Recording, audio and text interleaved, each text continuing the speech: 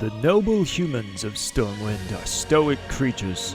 If you are a generic male who enjoys being about as basic as a blank piece of paper, you've chosen the right race. King Varian Rin has disappeared, being substituted by his dopey-ass looking little son, Anduin.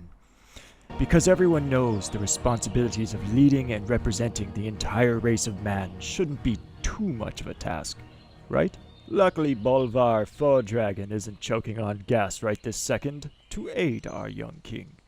And double lucky that Too Hot to Tratana Presto is here to ensure that nobody betrays the king.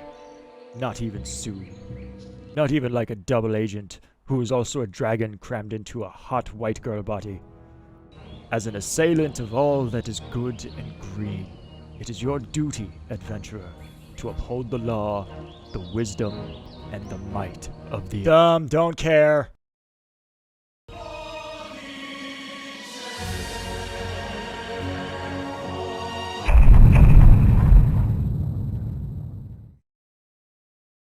Following stories, which are embedded into my mental library of pointless thought folders containing absurdities and traumas, are all true.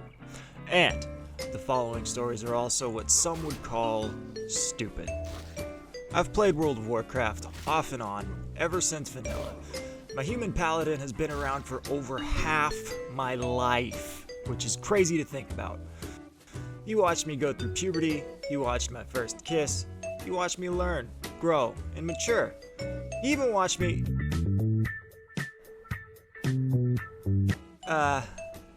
never mind that. He's been around for a while, let's put it that way.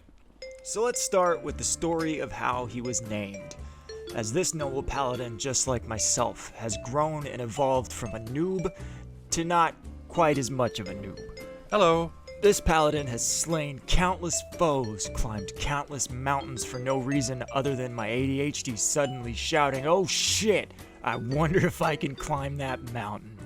Like many, he's lived under holy oath. He's died under infuriating circumstances. He's cried under bridges. This, my friends, is the story of Xentrophious. However, to thoroughly and accurately tell this story, we need to go back in time to around 2003-2004. A random day in one of the most unlikely places imaginable.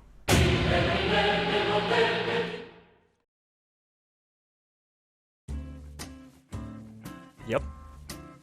When I was a kid, I was a doofy little bastard with a fluttering and outrageously chemically imbalanced mindset. I loved animals, so when a little baby ladybug landed on my shoulder, I showed my dad, who asked me what's his name. I immediately, without hesitation, spouted out the first construction of syllables and letters that my little brain could come up with. And I said, Xentrophious the ladybug. Hang on. Xentrophious the ladybug. So being the enthralled little shit that I was, I brought my new friend into P.F. Chang's with me while we had dinner. Tried to feed him some lettuce because obviously, child brain says he is bug, he eats plant. Xentrophious was better than that though. He didn't feed on peasant lettuce from P.F. Chang's. He had a taste for, I don't know. I don't really know what ladybugs eat to this day. I think like aphids. Anyway, sorry. Kept making sure he was on my arm and shoulder, and if he wandered a little too far from his new throne on my Donald Duck shirt, I would gently scoop him and place him back. And holy mother of sweet ding-dang fuckballs was I distraught when I realized Xentrophious wasn't on my shoulder anymore. I looked all around and made a ruckus while my dad casually groaned one of his famous lines, "Tyler, shut up." Holding back tears, I continued to subtly check under plates, and in my jacket, and on the floor, until my eyes reached my spicy chili sauce. My soul was shattered. The champion ladybug, Xentrophious, and my new best friend, was slowly sinking, face first might I add, into the tangy, delicious nectar that was my chili sauce. Devastation set in. I had lost my new best friend within an hour, in the snap of a finger due to my own ignorance and hunger taking over my awareness. I'm sorry, Xentrophious. I'm sorry. I was crushed. Maybe for a total of 5 minutes, because I was a little kid, quite frankly, physically could not give a shit about something for more than a few minutes at a time. So anyway, he lived as he died, as a fucking ladybug. It's about 5 minutes into this video and you're probably wondering, what the fuck does this have to do with World of Warcraft? Well, buckle up because you're about to get raw dogged into some stories. That was just where it all began, and I didn't even know it at the time. When WoW came out, it was a fucking powerhouse in the industry. I can't remember any other game that took over the world with such force as WoW did. Literally everyone and their mothers, literally their mothers, were playing this game. It was insane. Rightly so, me and my brother Andrew started playing as well. And that was the beginning of countless stories and adventures and experiences that I will remember for the rest of my life. Partly because I almost died. I was almost drugged for World of Warcraft. No, I take that back. I was drugged for World of Warcraft. But that will be coming in the next episode. There's just a lot of shit that happened. Like I married a girl and then found her on top of a random mountain sucking a night elf's dick. It was like an RP thing, but still, that was the gist of it. They knew what they were doing. It was early 2005. I had just installed and booted up the game for the first time on a Friday after school. I remember being absolutely stoked watching that intro cinematic and thinking, holy fucking shit, this is badass. Upon seeing the character creation, I decided to follow in my buddy Chris's footsteps and make a paladin along with his. He was already level 56 by the time I started playing. Chris was, in a sense, my own personal Uther.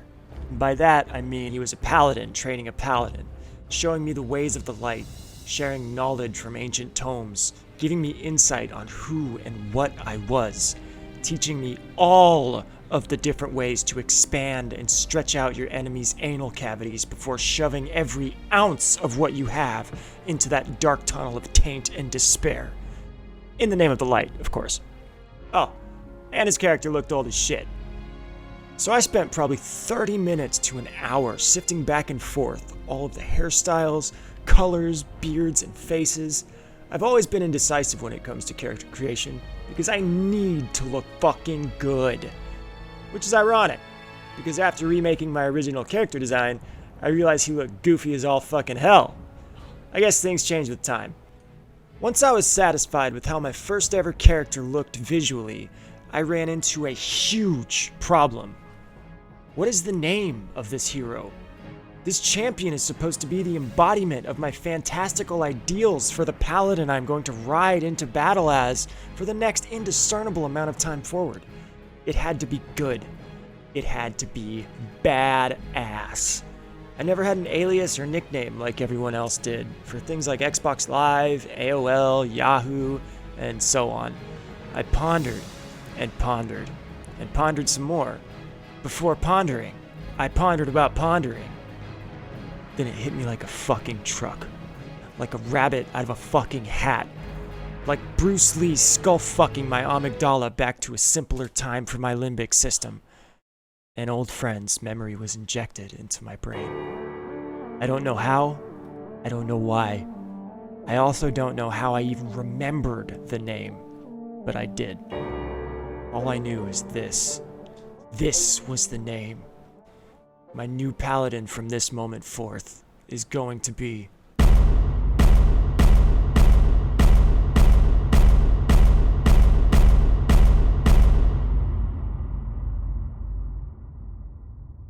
Xentrophious.